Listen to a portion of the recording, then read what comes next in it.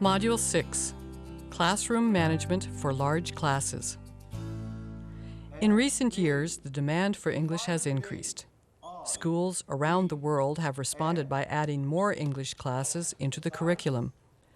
Class sizes can be quite large and, in some cases, are growing even larger. Classes of 50 to 75 students are not uncommon. Many people in education are asking themselves, how do large classes affect an instructor's ability to teach and a student's ability to learn? And how do large classes affect the quality of education?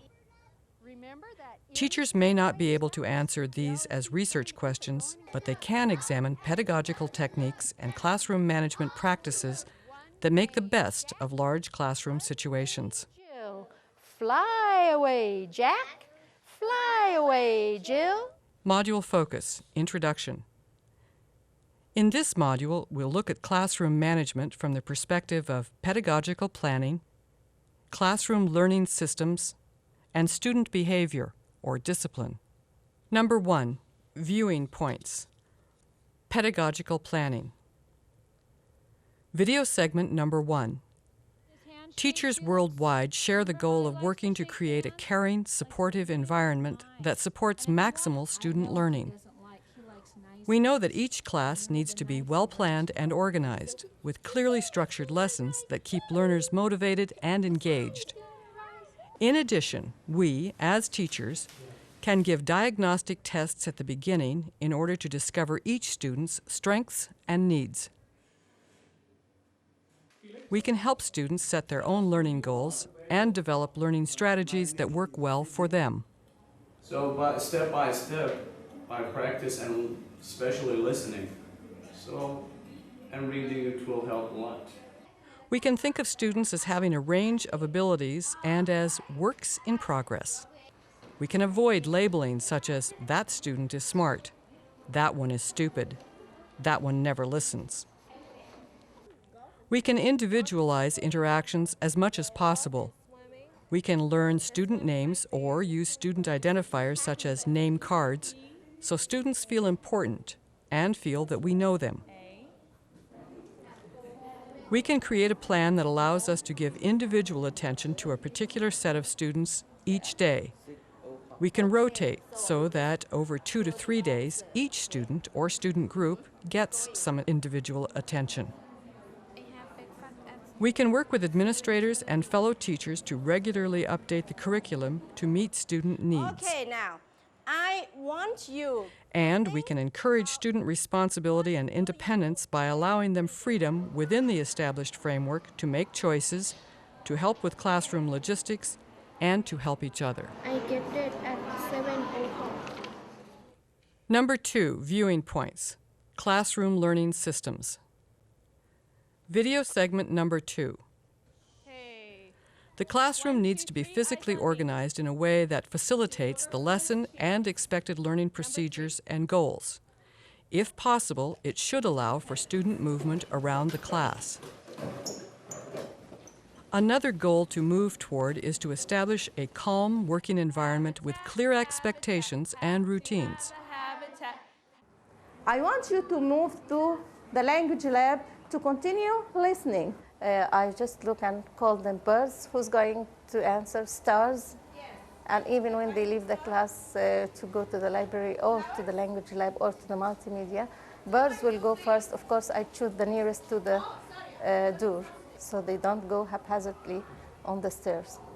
Consistent student training at the beginning of the school year helps set up systems for classroom logistics so that students can move smoothly from one activity to another, shift in and out of group work quickly. Yeah, everybody at your table has a salmon expert, somebody who read with me today about salmon and who will be able to tell you the information you need to know about salmon. They are going to tell you what class of animal the salmon belongs to. Ready? Heads together. Fish, bony fish. Okay. 1, 2, 3, eyes on me. Red, number 3. Bony fish. It's a bony fish. Yeah, there's some fish that...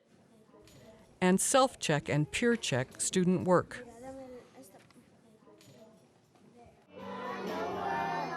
Classroom routines need to be clearly established and carefully followed. Everybody else has a pretty good understanding of what I expect and what we're doing. Every day is the same routine. And knowing that, it just makes the day run really smooth. And I'm going to read it, and we'll all read it once. Teachers can keep explanations and directions clear and brief. Continue. So I'm going to read it. They can set up routines for classroom logistics such as attendance, homework correction, paper distribution and collection, work completed, and so on. They can put the day's agenda on the board at the beginning of class. After that, we will do a small group discussion, pre-reading skills. We will thereafter watch a short video clip. They can create purposeful activities that keep learners on task, and they can have additional self-directed activities available for students who finish early. If you have several large classes, establish consistent routines for all of them. You can use curriculum and lesson plan templates, but keep them general enough so that they can be adjusted for each individual group as needed. Many teachers find it useful to create smaller teaching units within the larger group. When possible, give learners responsibility for choosing and doing individual projects in a group they have chosen. Display student work and projects. And use any available aids or volunteer help effectively. Because she heard a... Number 3, viewing points, student behavior, discipline. Video segment number 3. We, as teachers, know we have authority and know we must use it selectively and wisely. We have an obligation to treat all students fairly and to avoid humiliating them. If we respect them, we know they will respect us. In addition, we, as teachers, can be proactive rather than reactive.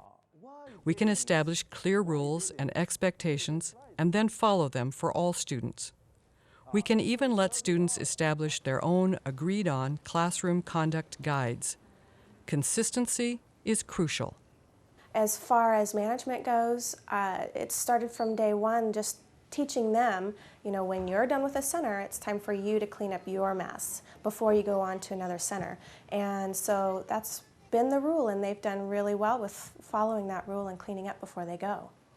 We can post class rules and behavior expectations on the wall in both the first and second language. We can use reward systems and peer reinforcement so that the whole class works towards common behavioral goals. Okay, and I have Super Scientist Awards for some of the people that I see doing a really good job while we're doing our chants. People who are solving problems, making good decisions, and showing respect. Okay, I'll go through. We can establish consequences for inappropriate behavior, and when needed, apply those consequences in a fair and matter-of-fact manner. To the extent that it seems reasonable, we can postpone individual discipline matters until after class in order to save class time for learning. We can build into lesson plans both purposeful activities and other opportunities for students to get up and move around the classroom. We can try to discover the reason for behavior in cases where there are consistent student discipline problems. We can work with administrators and colleagues to determine the extent to which school-wide behavior models can be put into practice and followed by all. The focus in Module 6 has been on ideas and effective techniques for managing large classes from the standpoint of pedagogical planning, classroom learning systems, and student behavior or discipline. Number 4. There is no one recipe for success on this challenging topic. However, with careful planning, consistency, and perhaps a bit of creativity, we can try to bring more of a small town feel and sense of community to our overcrowded classes. See the manual for readings and more information on this and other topics related to classroom management.